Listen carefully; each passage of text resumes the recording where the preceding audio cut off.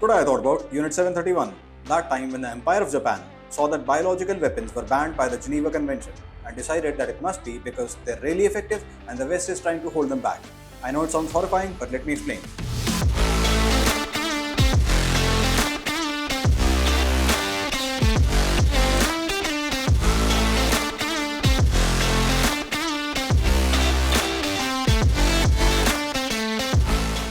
Japan, especially Imperial Japan, only followed any kinds of rules when they absolutely had to. As per them, it's only a war crime if you lose the war.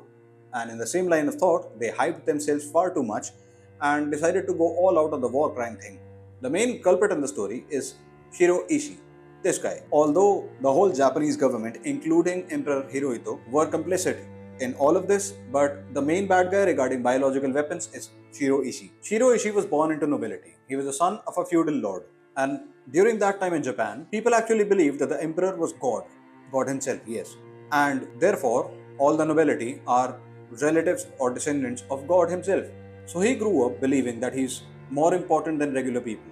That is on top of the belief of Japanese people that anybody who's not Japanese is less of a person. So Shiro Ishii already had a belief growing up that he's more important than most any other people. Shiro Ishii grew up to become a doctor. Following the Geneva Protocol banning biological and chemical weapons, Ishii started advocating for Japan to develop its own biological weapons program, reasoning that their prohibition implied their effectiveness.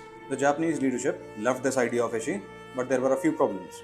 The first problem being that they did not want any consequences of such development and testing on mainland Japan. The second problem being that they would need test subjects. Both these perceived problems were solved when Japan started to occupy parts of China. It was not on mainland Japan and there were plenty of test subjects who were, as per the Japanese, less than people, if considered human at all, since they were not Japanese. So, Emperor Hirohito put Shiro Ishii in charge of a bioweapons development program and established the Army Epidemic Prevention Laboratory. The name was intentionally designed to sound innocent, so that they could keep their bioweapons research a secret. In 1932, Japan had occupied Manchuria following the Manchurian incident. Manchuria provided an environment that was conducive to Shiro Ishii's research, as human test subjects could be plucked from the streets like rats. Ishii relocated his laboratory to a military facility near Harbin. However, the facility's highly populated surroundings threatened to compromise the secrecy of the human experimentation going on. So a second site was chosen, about 100 kilometers to the south of Harbin. This place was a diffuse village of about 300 houses, known to the local populace as Zokma City. The Imperial Japanese Army cleared out the locals and burnt down the village except for a large building that served as the headquarters. The Japanese conscripted local Chinese laborers to build this facility that would come to be known as Zogma Fortress. Once the construction was completed, all the laborers were executed to maintain the secrecy of this project. This was a massive complex with almost 10 feet high earthen walls topped with electrified barbed wire and a moat with a drawbridge. There were a lot of rooms in this facility and a lot of them were meant as deception to hide the real purpose of this facility. They conducted a lot of experiments here. The test subjects were mostly just people rounded up on drummed up charges by the Kempeitai. They kept the prisoners here well fed and even occasionally gave them alcohol to maintain proper test subject health. The average life expectancy of a prisoner in this camp was about 1 month, despite their relatively good diet. The reason? The horrendous experiments. I will now tell you about some of the experiments conducted at this facility. Viewer discretion is advised. In some of the experiments, prisoners were drained of their blood over several days, with detailed records kept of their deteriorating physical health. This was done to observe the effects of extreme blood loss on human physiology, including organ function, consciousness, and point of death due to hypovolemic shock. This knowledge was to be used for interrogations and to better understand battlefield trauma. They experimented with deadly pathogens. They would infect prisoners with diseases such as anthrax, cholera, the bubonic plague, typhoid, and other such diseases to study the incubation periods, transmission characteristics, and fatality rates of each disease. These experiments were repeated many times. They would perform live vivisections on subjects without any sort of anesthetic or any medication to even numb the pain. This was because they believed that the use of any sort of pain medication would disrupt the proper study of the test subjects and the effects that they were trying to study. They would infect subjects with deadly pathogens and then perform live vivisections on them during different stages of infection. This was because they wanted to study the effects of each disease on the internal organs during different stages of progression. Another reason they cited for not using any sort of anesthetic or pain medication was that the corpses of plague victims decay faster. So, in order to study the true effects of the disease, they had to perform live vivisections. They also performed nutrient and water deprivation experiments where they would deprive a prisoner of water or nutrients over several days, and they would study the prisoners at different stages of dehydration and nutrient deprivation. Mostly, when I say they decided to study the effects of this disease or they decided to study this way, they were performing vivisection. They were really fond of opening people up without sedatives to study every single thing, any kind of disease, any kind of research that they were conducting, even nutrient deprivation, even dehydration. They would perform vivisections on people after keeping them dehydrated to study what happens on the inside of a dehydrated person. The facility was estimated to have held anywhere from 500 to 600 people at any given time, with a capacity of over 1,000 people. This should give you guys an understanding of the scope and scale of the experimentation going on in this place. One of their favorite subjects of study was frostbite. The frostbite experiments that were started at this place included freezing people's limbs to the point where they sounded like hollow logs, and then performing all kinds of experiments on them, including breaking the limb to see if it breaks like ice. They also wanted to study different methods of defrosting or methods of saving a frostbitten limb. They conducted different sorts of defrosting experiments on frostbitten limbs, including setting the limbs on fire, letting it thaw normally, and dunking the limbs in boiling water. This was all done in the name of trying to understand how frostbite can be treated. So, frostbite experiment prisoners had a relatively worse time of it, because first all their limbs would be used for frostbite experiments, and then when only the torso was left, then they would be used for live vivisections, generally after being injected with some kind of disease. Frostbite was a favorite subject of this guy. He was a high-ranking doctor at the facility and he conducted a lot of these experiments himself. One such documented experiment that he conducted himself was, this one's gruesome. They took a 3-month-old baby and they stuck a temperature sensing needle in the arm of the baby and they dunked the baby in ice cold freezing water just to observe the temperature fluctuations of the body.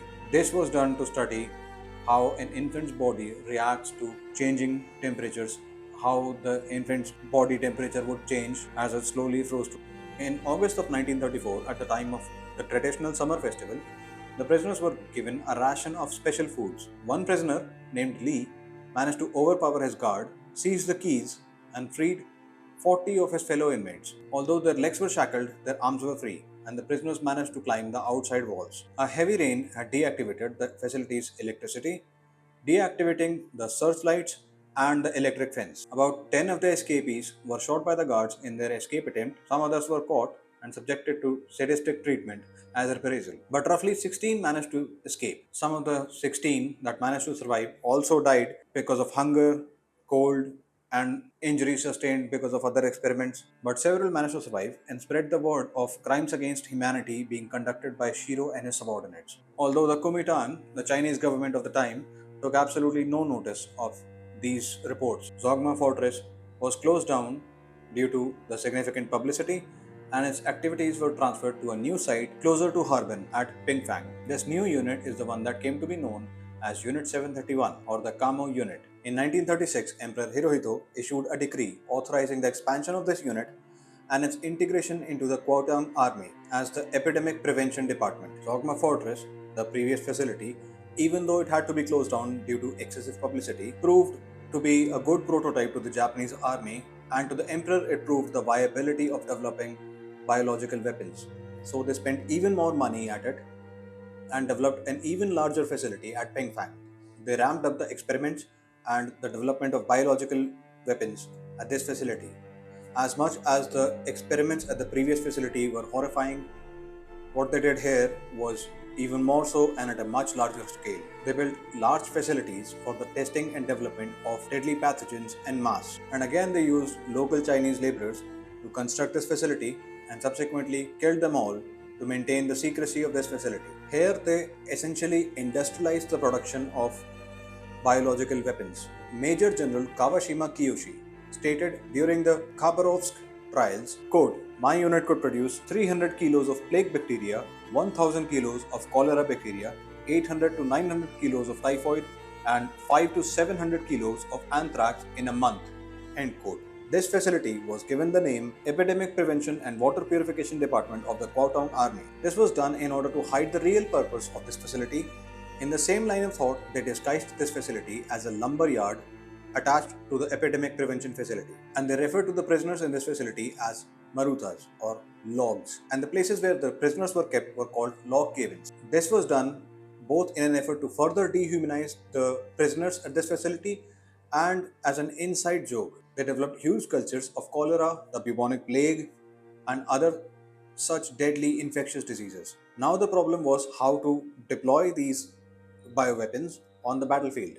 So they started testing different methods of deployment. These methods included contamination of water sources. In one such test, the Japanese tried to contaminate a river in order to test the effectiveness of this method on the Chinese people downstream. Most of them ended up catching cholera themselves and dying, while the effect downstream was minimal because the bacteria got diluted and got wiped out naturally. Other bioweapon experiments were the aerial spraying experiments, where they released liquid or powdered biological agents using low-flying aircraft over populated Chinese cities. This was done in order to study the dispersal patterns and the survivability of these agents in the open air. Shiro Ishii's preferred way of deploying biological weapons was insects. There's a whole book on this topic if you want to know more about it. They built huge stores of plague-infested fleas and rats.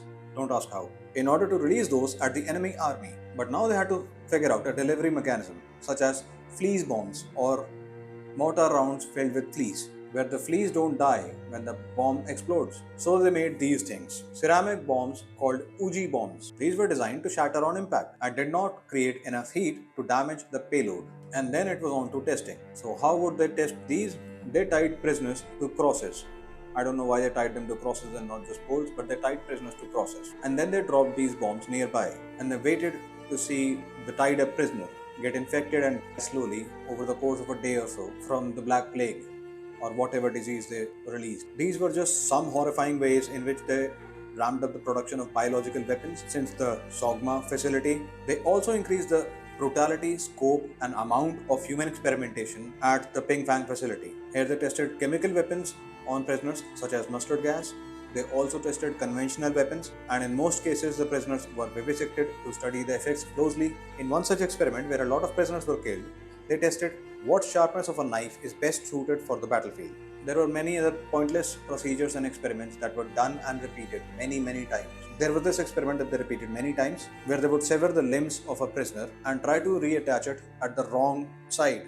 For example, amputating both the arms and reattaching them to the wrong side, like the left arm at the right shoulder and the right arm at the left shoulder. And they tried to see if the body would take to it. They conducted a lot of experiments where they would remove people's organs just to see how the body would respond. There are experiments where they removed the stomachs of people and reattached the esophagus directly to the intestines. The disregard for human life was such that, in the name of science and experimentation, they did whatever demented thing they fancied just to see what would happen.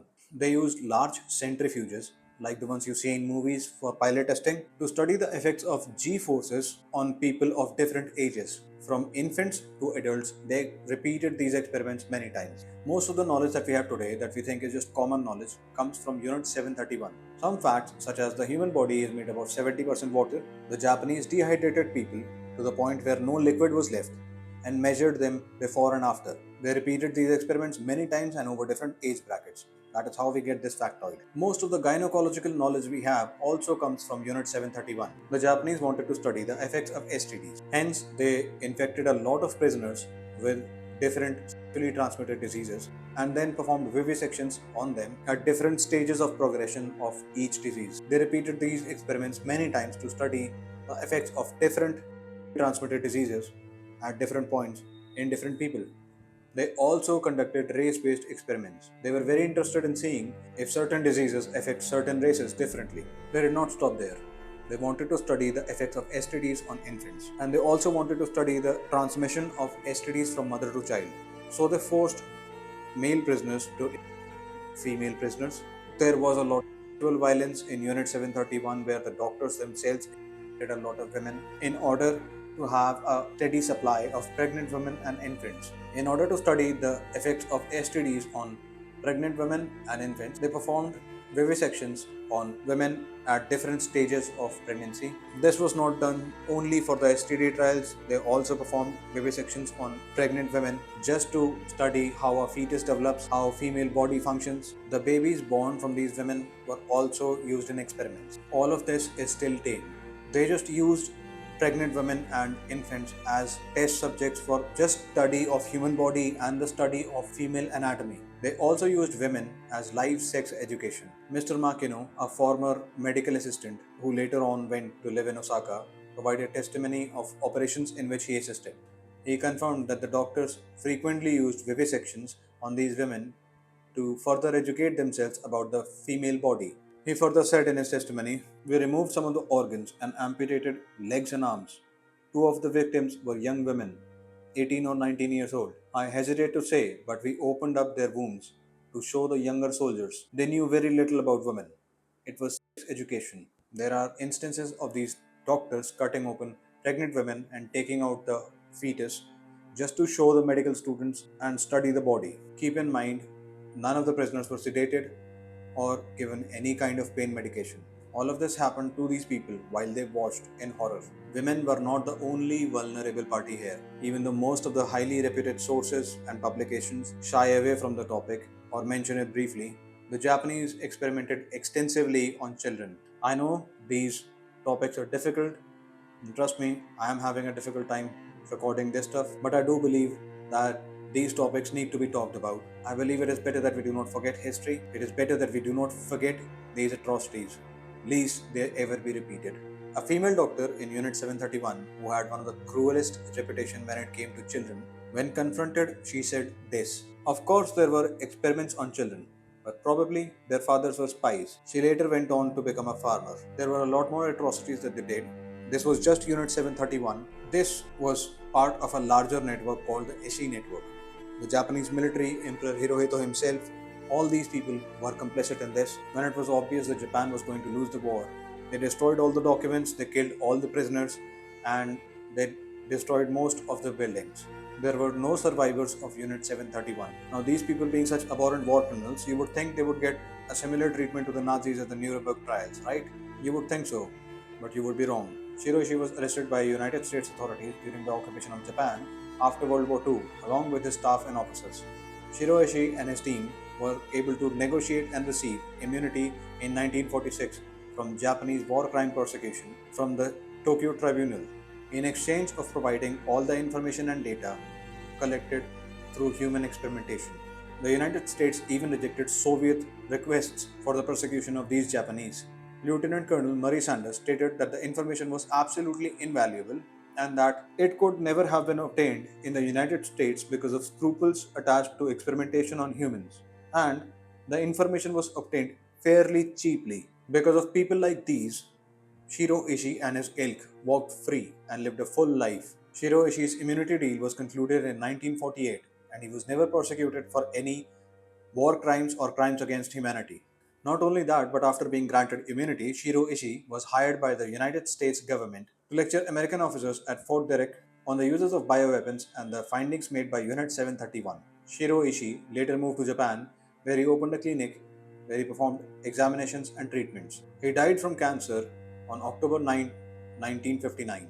Most of the war crimes committed by the Japanese are either forgotten or downplayed, but we must also remember what the Japanese were doing. The Japanese did try to release the bubonic plague on the United States. The Japanese had instigated the United States into the war by attacking Pearl Harbor.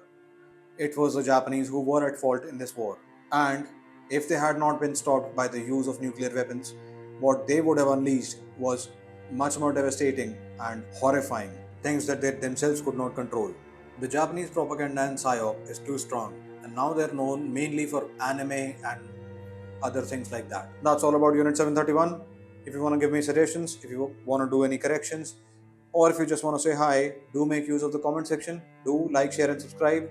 That's all for today.